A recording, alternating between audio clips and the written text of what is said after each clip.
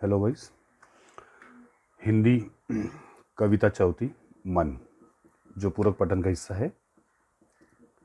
कल हमने मन कविता के घना अंधेरा, चमकता प्रकाश और अधिक, करते जाओ पाने की मत सोचो जीवन सारा। देखो, ये दोनों भी हिस्से अलग अलग है। जब घना अंधेरा छा जाए तो, यह घना अंधेरा मतलब हमारे अंदर की, जब हमारे अंदर निराशा हो, प्रतिकूल परिस्थिति हो, तो ऐसे प्रतिकूल परिस्थिति में वहीं पर प्रकाश की किरणें फूट पड़ती है। हमारा काम करते जाओ, पानी की मत सोचो हमेशा पूरा जीवन। जब हमारे जीवन की नैया मझधार में डोलती है तो उसे संभालता कौन है? तो हम ही संभालते हैं। फिर उसके बाद अगला हिस्सा, अगला अनुभव कवि का, रंग बिरंगे रंग संग लेकर आया फागुन। तो उन्होंने यही बताया हुआ कि फागुन का महीना हमारे लिए खुशियाँ लेकर आता है, तो हमारी सब चिंताओं और परेशानियों को भूलकर बसंत ऋतु का आनंद लेना चाहिए। कांटों के बीच खिलखिलाता फूल देता प्रेरणा। मतलब गुलाब का फूल तुमने देखा हुआ है कि कांटों के बीच रहता है, खिलता है, खिलखिलाता मतलब हंसता है, और हमें हर पल प्रेरणा देता है कि जिंदगी ऐसी ही जीनी चाहिए। कितनी भी परेशानियां हो, बिना घबराए हमें अपना काम करना चाहिए। भीतरी कुंठा आंखों के द्वार आई बाहर। हमारे अंदर जो निराशा होती है, जब वो आंसू के माध्यम से, अश्रु के माध्यम से आंखों से बाहर आती है, तब हमारा मन हल्का होता है। यहाँ तक हमने देखा हुआ था। अब हम आगे बढ़ेंगे और आगे की दो हिस्से देखेंगे। देखो यहाँ पर, खारे जल से धुल गए विषाद मन पावन। खारे जल, खारा जल क्या होता है? समंदर का। लेकिन यहाँ पर क्या कहा है? हम देखो, हम जब रोते हैं, हमारे आंखों से जब अश्रु बहते हैं, तब उनका जो स्वाद होता है वो खारा होता है। तो यहाँ पर वही बताया हुआ है कि जब हमारी आंखों से आंसू बहते हैं तो समझना चाहिए कि आंसुओं के इन खारे जल के साथ मन के अंदर जो हमारा विषाद है वो भी धुल गया है। मन के अंदर जो हमारा विषाद है वो भी धुल गया है। विषाद का मतलब क्या? विषाद होता है, यहाँ पर जो विषाद शब्द है, ये इसका मतलब क्या है? ये है हमारे मन में होने वाला, मतलब कोई अगर तुम्हारी इच्छा है, तो इच्छा या अभिलाषा जब तुम्हारी पूरी नहीं होती तो मन में होने वाला दुख। मतलब यहाँ विषाद का आसान अर्थ क्या है? दुख। समझ रहे हो? तो कोई अगर हमारी इच्छा पूरी ना हो तो हमारे मन में जो दुख होता है वो हमारे आंसुओं के माध्यम से बाहर निकल जाता है। तो ऐसे वक्त क्या होता है? तो जब ऐसे होता है तब हमारा मन पावन होता है। पावन मतलब पवित्र हो जाता है। समझ रहे हो? अब आगे देखिए, अगली जो पंक्ति है, अगला जो अनुभव है, मृत्यु को जीना जीवन विष पीना है जिजी विषा। देखो ये जिजी विषा, जिजी विषा क्या है? हमारे अंदर एक आसक्ति होती है, जैसे जीवन के प्रति आसक्ति, जीने की जो बड़ी ख्वाहिश होती है ना, तो वो, तो ये जीवन के, जिजीविषा मतलब जीवन के प्रति जो आसक्ति होती है, मतलब दूसरे आसान शब्दों में हमारे मन में जो जीने की ख्वाहिश होती है वो। देखो, मृत्यु को जीना, देखो हर मनुष्य को जीवन में अनेक परेशानियां होती है, अनेक चिंताएं होती है, और हमारी जिंदगी में ऐसे कई जो हमें पसंद नहीं ऐसे प्रसंग आ जाते। ऐसे में जीवन रूपी इस लड़ाई में हमें डटे रहना है। यही हमारी जिजीविषा का प्रमाण है। देखो, मतलब मृत्यु को जीना जीवन विष पीना। जीवन विष पीना मतलब जीवन में ऐसे कई प्रसंग आते हैं जिसमें हम हमारे बुरे अनुभवों का जहर पी लेते हैं, और मृत्यु कभी ना कभी तो आने वाली है। तो ये बात को न डरते हुए जीवन में जितनी भी परेशानी आती है उसका विष पीकर हमें जिजीविषा होना चाहिए। मतलब जीवन के प्रति हमारे मन में अच्छे जीने की, चाहे कितनी भी तकलीफ हो, चाहे कितनी भी दिक्कतें आए, हमें अपनी जिंदगी आगे जीना है। यही जिजीविषा आसक्ति हमें रखना है। समझ में? अब आगे देखो, मन की पीड़ा छाई बन बादल बरसी आंखें। मन की पीड़ा छाई बन बादल बरसी आंखें। मन, सब लोग मालूम है, मन की पीड़ा मतलब कहीं पर भी, जैसे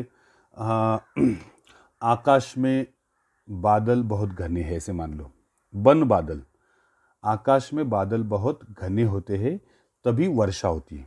देखो बरसी आके, इस एक सिंपल सी बात बोलता हूँ, जब बादल होते हैं, जब बादल होते तभी वर्षा होती है, बराबर। तो जब बादल होते वर्षा होती है, उसी प्रकार हमारे मन के अंदर की पीड़ा, पीड़ा मतलब हमारा दुख, जब गहरा हो जाता है तो वो बादल बनकर आंखों से बरसता है। सिंपल सी बात है, बादल होगा तो बारिश होगी, बराबर। जब बादल होगा तो बारिश होगी, तो मन का जो हमारा दुख है, मन की जो हमारी पीड़ा है, वो बादल बनकर आंखों से बरसती है। देखो मैंने कल बताया हुआ फॉर्मूला याद रखो, 5 7 5, बराबर ना। 5, देखो इधर 5 अक्षर है, 5 वर्ण है, इधर 7 वर्ण है, इधर 5, हर जगह तुम देखो, सब जगह ऐसे ही है, ठीक है।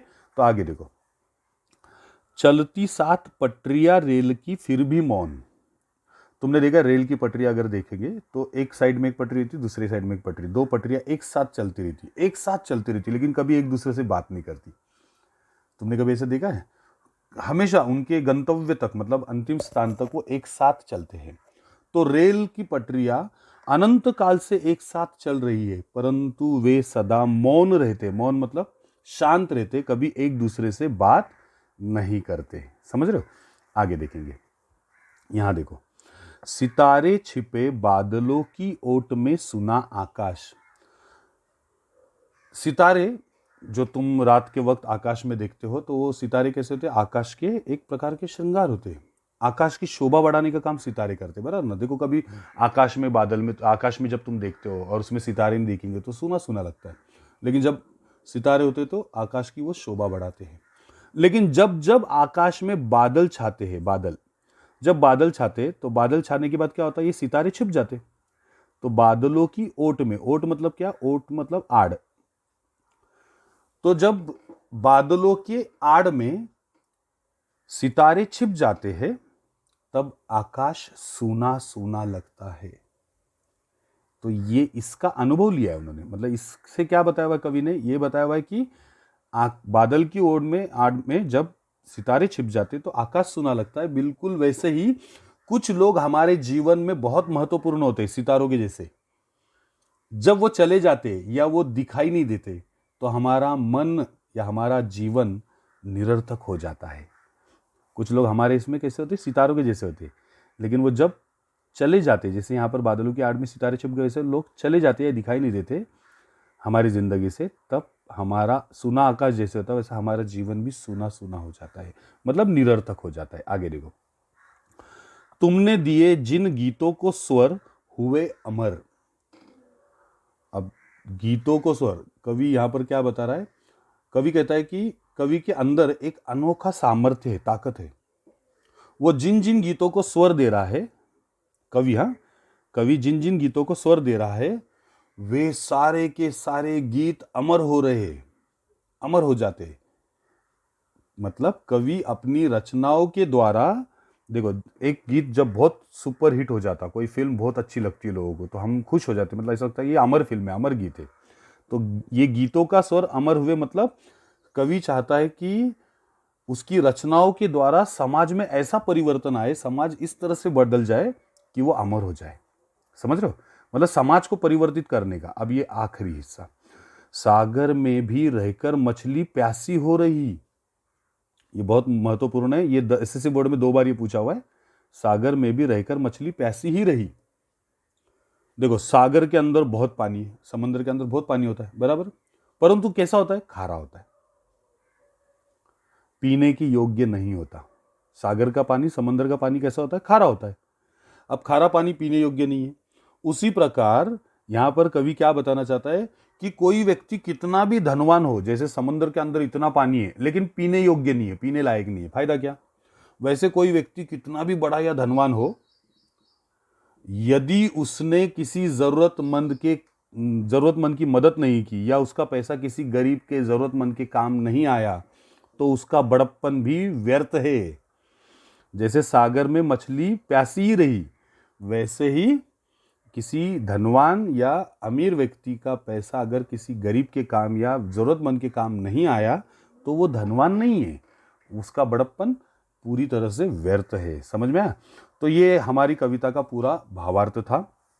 आगे देखो, इसके कुछ भाव शब्दार्थ दिए हुए, उन शब्दार्थों को भी पढ़ लेंगे। मझधार, ये सब शब्दार्थ मैंने बताया। मझधार मतलब नदी के प्रवाह का मध्य भाग, मतलब जहाँ से नदी बीच में से बहती है, बीच का हिस्सा। कुंठा मतलब घोर निराशा। विषाद मतलब अभिलाषा पूरी न होने पर मन में होने वाला खेद या दुख। जिजीविषा अभी भी बताया, जीवन के प्रति आसक्ति या हमारे जीने की ख्वाहिश या इच्छा। ओट मतलब आड़। ठीक है, तो यहाँ पर ये जो कल हमने देखा हुआ था, सूचनाओं के अनुसार कृतियाँ करो। निम्नलिखित हाइकू द्वारा मिलने वाला संदेश, ये कल हमने देखा हुआ था। हाइकू में प्रयुक्त महीना और उसका ऋतु, ये भी हमने देखा हुआ था। उत्तर लिखिए, ये भी हमने देखा हुआ है। और यहाँ देखो क्या दिया है, निम्नलिखित काव्य पंक्तियों का केंद्रीय भाव स्पष्ट करो। चलती 7 पटरियां रेल की फिर भी मौन। अभी अभी बताया मैंने, इसका मौन, इसका अर्थ क्या आएगा कि 2 पटरियां हमेशा साथ साथ चलती है, लेकिन हमेशा मौन रहती है, शांत रहती है, एक दूसरे से कभी बात नहीं करती। और ये दूसरा, कांटों के बीच खिलखिलाता फूल देता प्रेरणा। कांटों के बीच में रहते हुए भी गुलाब का फूल हमेशा हंसता है, खिलखिलाता है। और हमें उससे क्या प्रेरणा मिलती है? प्रेरणा ये मिलती है कि कितनी भी परेशानी आ जाए, आने दो, हम अपने उन परेशानियों में बिना डरे आगे बढ़े, हम अपना काम करते रहे। ठीक है बच्चों, अभी ये एक आगे एक ये दिया हुआ है, ठीक से देखो। ये वक्तृत्व प्रतियोगिता में प्रथम स्थान पाने के उपलक्ष्य में आपके मित्र या सहेली को आपको एक बधाई पत्र आपने बधाई पत्र भेजा हुआ है। मतलब आप पहले आए हुए वक्तृत्व प्रतियोगिता में, वक्तृत्व मतलब स्पीच कंपटीशन में आप फर्स्ट आए हुए, आपके मित्र ने उसके लिए आपको बधाई पत्र भेजा है, मतलब आपको कांग्रेचुलेशन देते हुए उसने पत्र भेजा है। तो उसे तुम थैंक यू बोलते हुए, धन्यवाद देते हुए प्रारूप, निम्नलिखित प्रारूप बनाइए। मतलब यहाँ पर तुम्हें दिनांक लिखना है लेफ्ट साइड में, या ऐसा लिखना नहीं है, सिर्फ डायरेक्ट दिनांक, संबोधन मतलब प्रिय मित्र, प्रिय सहेली, जो भी उसका नाम है, अभिवादन, बाद में प्रारंभ, प्रारंभ मतलब जैसे विषय की शुरुआत करेंगे, फिर विषय विवेचन, यहाँ तुम्हें थैंक यू लिखना है। एंड में पूरा लिखना है कि क्या, कैसे तुम पहले आए और उसने तुम्हें थैंक यू क्यों कहा, उसके लिए उसे धन्यवाद दो। और फिर यहाँ पर एंड में तुम्हारा नाम, पता और ईमेल आईडी। ओके, ये पत्र का भी नया पैटर्न है, इसी प्रकार से तुम्हें पत्र लिखना है।